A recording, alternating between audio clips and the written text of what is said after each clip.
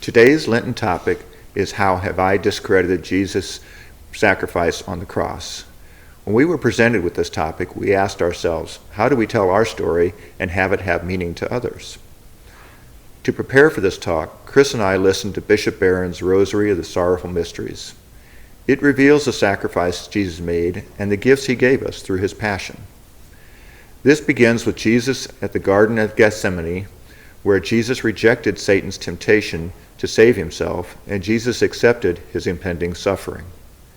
It continues with his torture and humiliation, and concludes with Jesus carrying his cross to his crucifixion and ultimate death, all of which he accepted willingly as God's plan.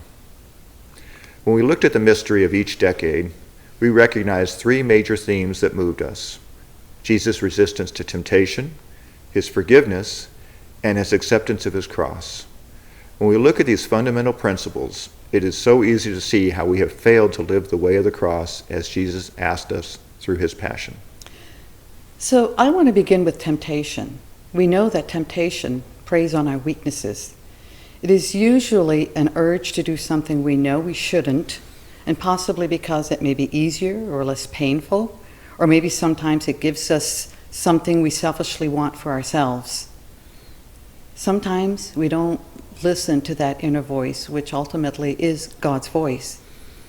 So when I am faced with temptation, I ask God for the grace I need to overcome my temptation. Matthew 26:41 says, "Watch and pray that you will not fall into temptation.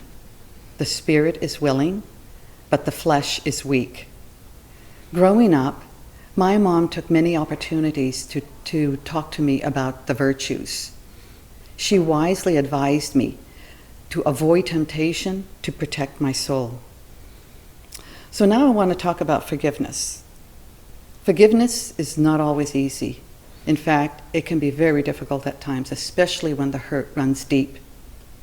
Jesus forgives us, and in return, he asks us to forgive others as well as ourselves.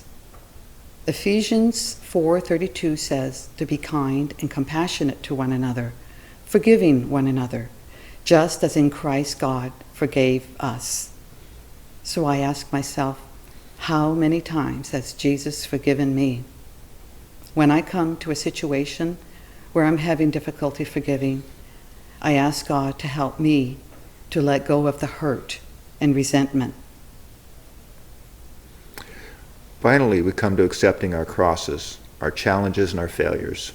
This is difficult as well. It takes prayer, but more importantly, our heart must be open to listen to God's whispers for his guidance. We all have different crosses to bear, such as health, relationships with family and friends, work, etc.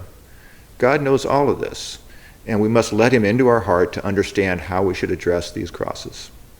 All too often, I want to solve my own problems and challenges and fail to pray and listen to God before I act. God's plan is always better than mine. By aligning my cross to his, I know I don't have to carry my burden myself.